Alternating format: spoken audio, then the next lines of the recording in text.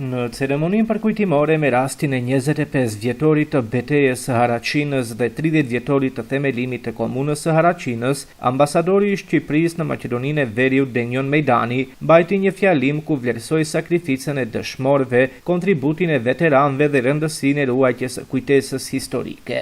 Në praninë e familjarëve të dëshmorëve, veteranëve, drejtuesve vendor dhe qytetarëve, Mejdani u shpreh se këto dy përvjetore përfaqësojnë një histori të vetme, atë të qëndresës, sakrificës dhe dinjitetit të shqiptarëve.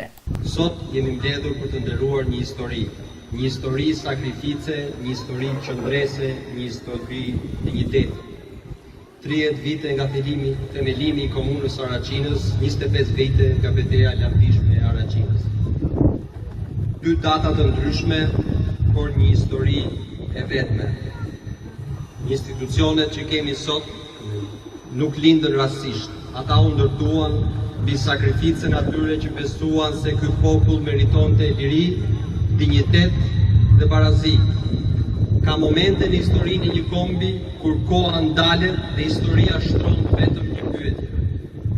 Ku ishe ti kur kombi kishte nevojë për ty? Dhe historia e mban mend përgjigjen.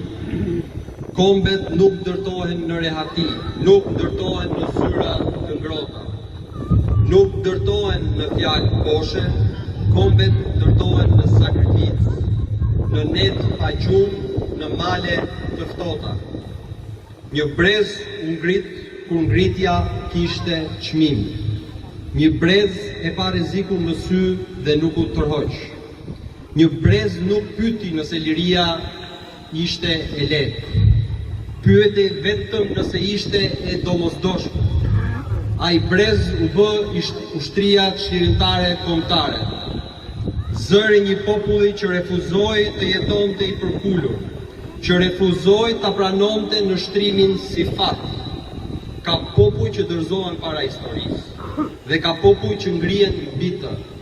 Shqiptarët e Haraqinës zgjodhen të ngrihen, dhe ne sot kujtojmë me respekt ngritjen e tyre. Kujtojmë dëshmorët, nderojmë veteranët dhe përulemi përpara familjeve që mbajnë barrën më të rëndë të sakrificës. Një popull që harron atë që sakrifikuan për të fillon të humbas respektin për vetvete. Liria pa kujtesë shndrohet në realitet pa dinjitet. Dhe dinjiteti është pasuria më e madhe e një kombi.